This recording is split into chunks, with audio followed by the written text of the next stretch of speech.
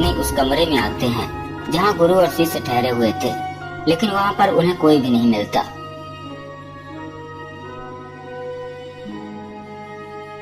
सुनिए जी, लगता है कि हम दोनों ने सुबह उठने पर देर कर दी। साधु संत सुबह के 4 बजे ही उठ जाते हैं। अब तो 6 बज चुके हैं। साधु बाबा स्नान ध्यान करने गए होंगे। चलो घर के बाहर चलते हैं। इतना कहकर वह दोनों बाहर आते हैं तो वह दोनों देखते हैं, अरे भाग्यवान, न साधु बाबा हैं और न ही उनकी शिष्य और न ही मेरी भैंस है। आखिर मेरी भैंस कहाँ चली गई? फिर 10 साल बाद 10 साल बीत चुके थे, लेकिन शिष्य के मन में आज भी वह सवाल था कि आखिर गुरुदेव ने 10 साल पहले उस गरीब व्यक्ति के साथ ऐसा अन्याय क्यों किया था। शिष्य ने सोचा, 10 वर्ष बीत चुके हैं, क्यों न उस गरीब व्यक्ति से मिला जाए। 10 वर्ष पहले गुरुदेव उसकी भैंस को बहुत दूर छोड़ दिए थे। बेचारा किस हाल में होगा। कुछ रुपए पैसों की मदद भी कर देंगे ताकि उसका जीवन कुछ हद तक सुखी हो जाए। यह सोचते हुए शिष्य उस व्यक्ति से मिलने चल देता है।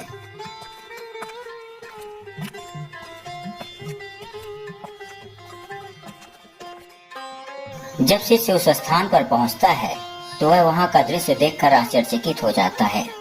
10 सालों में इतना सब कुछ बदल गया। इन खेतों में तो बहुत सारे वृक्ष हैं और इनमें बहुत सारे फल लगे हुए हैं। टूटे फूटे घर की जगह यह तो आलीशान घर बन चुका है। हो सकता है कि भैंस के चले जाने के बाद वह गरीब व्यक्ति सब कुछ बेचकर यहाँ से चला गया हो। अब मुझे यहाँ से वापस चलना चाहिए। राम राम राम, कितना गलत किया था उस बेचारे गरीब के साथ गुरुदेव ने। शिष्य वहाँ से जाने ही वाला था, तभी उसकी नजर उस व्यक्ति पर पड़ती है। तब शिष्य उस व्यक्ति के पास जाता है और कहता है, शायद आप मुझे ना पहचाने, लेकिन 10 साल पहले मैं आपसे मिला था। मैं आपको कैसे भूल सकता हूँ? आप तो उस दिन बिना बताए ही मेरे घर से चले गए थे और उसी दिन मेरी भैंस भी न जाने कहाँ चली गई, जो आज तक वापस नहीं आई। कुछ महीनों तक तो मैं बहुत परेशान हुआ था। कुछ समझ में नहीं आ रहा था कि मैं क्या करूं, कैसे घर का खर्च चलाऊं, लेकिन जीने के लिए कुछ न कुछ तो काम करना ही पड़ता है। इसीलिए मैंने लकड़ियों को काट कर बेचने का काम शुरू किया। उससे जो भी मुझे रुपए मिले उन्हें मैं बचाता गया और उन रुपयों से मैंने अपने खेतों में फसल उगाया। फसल भी बहुत अच्छी हुई, जिससे अनाज बेचकर बहुत ज्यादा रुपए मिले। फिर उन रुपयों से मैंने खेतों में बगीचे लगवाए। बगीचों में बहुत सारे फल हुए और आज मैं इस नगर का बहुत बड़ा फलों का व्यापारी हूँ। आज मेरे पास धन दौलत एवं हर भौतिक सुख सुविधाएं हैं, लेकिन यह सब कुछ कभी न हो पाता अगर वह भैंस मेरे यहाँ से ना गई होती, क्योंकि भैंस के कारण ही मैं कोई दूसरा काम नहीं करना चाहता था। भैंस के जाने के बाद मैंने कार्य का दूसरा रास्ता चुना, जिससे मैंने बहुत सारा धन कमाया और कमा रहा हूँ। आज मैं अपने जीवन में बहुत खुश हूँ और बहुत ही सुखी हूँ। मेरा परिवार भी बहुत सुखी है। लेकिन यह काम तो आप पहले भी कर सकते थे ना? हाँ, कर सकता था, लेकिन उस समय मेरा जीवन बिना मेहनत के ही चल रहा था। इसी कारण मुझे कभी भी इस बात का एहसास भी नहीं हुआ कि मैं भी कभी कोई दूसरा कार्य कर सकता हूँ। यही कारण है कि मैंने कभी कोई कोशिश ही नहीं किया। लेकिन भैंस के चले जाने के बाद परेशानियां तो बहुत आई। विपत्तियों ने, दुखों ने चारों ओर से मुझे घेर लिया, क्योंकि उस समय मेरे घर का गुजर बसर मात्र वह भैंस का दूध था, जिसे मैं बेचकर थोड़ा बहुत रुपया कमा लेता था। और उस समय वह भी रास्ता बंद हो गया। लेकिन एक रास्ता बंद हो जाने पर ईश्वर दूसरा रास्ता तुरंत खोल देता है। बस व्यक्ति को उस नए रास्ते पर चलना आना चाहिए। आपने ठीक कहा। कभी भी अगर कोई परेशानी हमारे जीवन में आती है तो वह परेशानी हमें बहुत कुछ सिखा कर जाती है। जी हाँ, बस फर्क सिर्फ इतना होता है कि कुछ लोग उस परेशानियों से कुछ सीख कर नया करते हैं और बहुत आगे निकल जाते हैं, और कुछ लोग परेशानियों से हार कर बर्बाद हो जाते हैं।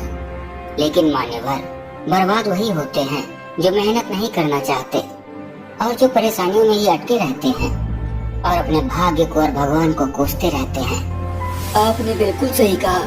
मैंने उन दिनों यह भी जाना जब उस समय भैंस मेरे घर से चली गई तो मेरा परिवार एक ही अनाज के दाने के लिए तरसने लगा।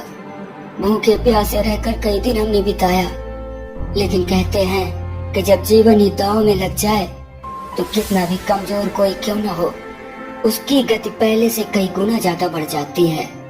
मेरे साथ भी वही हुआ, क्योंकि जब अपने ऊपर विपत्तियां आती हैं, दुख आते हैं, तो किसी की भी सहायता मिल सके यह भी कभी कभार संभव नहीं हो पाता। तब मैंने उस दिन संकल्प लिया कि मैं अपने परिवार को इस दशा में नहीं देख सकता, और मैंने फिर अपनी बुद्धि को जगाया और बुद्धि और शक्तियों के बल से खूब मेहनत किया। उसका परिणाम आज आपके सामने है। मुझे यह जानकर बहुत खुशी हुई। हर व्यक्ति में कुछ न कुछ गुण होते हैं। हर व्यक्ति में बुद्धि है, शक्तियाँ हैं, जो वह अपने आप को सफल बना सकता है। बस एक लगन, धैर्य और सफलता पाने की जिद होनी चाहिए। आप सही बोल रहे हैं। कभी जब मैं हारने लगता, असहाय पड़ जाता, तो मेरी अंतरात्मा मुझसे कहती, हारना नहीं है, सिर्फ जीतना है। यह काम कैसे नहीं होगा, यह काम जरूर होगा, पीछे मत हटना। बहुत बढ़िया। मेहनत करके कोई भी नहीं मरता।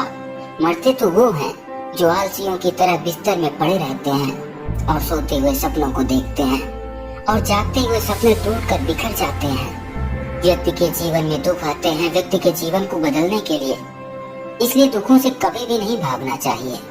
कर्म ही जीवन का आधार है, लेकिन कर्म अच्छा होना चाहिए ताकि उसका परिणाम भी अच्छा ही हो। शिष्य अब सब कुछ समझ चुका था। 10 वर्षों के सवालों का जवाब उसे अब मिल चुका था। वह समझ चुका था कि गुरुदेव ने उस दिन ऐसा क्यों किया था, और वह यह भी जान चुका था कि इंसान के लिए जादुई वरदान धैर्य, लगन और उसकी मेहनत है। अरे मेरी अकल घास चरने नहीं गई। अरे हिप्नोटाइज नहीं हुआ? मैंने तुम्हारा सब कर्जा माफ कर दिया है। मैं तुम्हें अपने हाथों से रोज समोसे खिलाऊंगा। थोड़ा पहले हिप्नोटाइज नहीं हो सकते थे? अरे ये तो कमाल का लॉकेट है, इससे तो किसी को भी हिप्नोटाइज कर सकते हैं। बॉस, झटका के पास हिप्नोटाइज करने वाला लॉकेट है।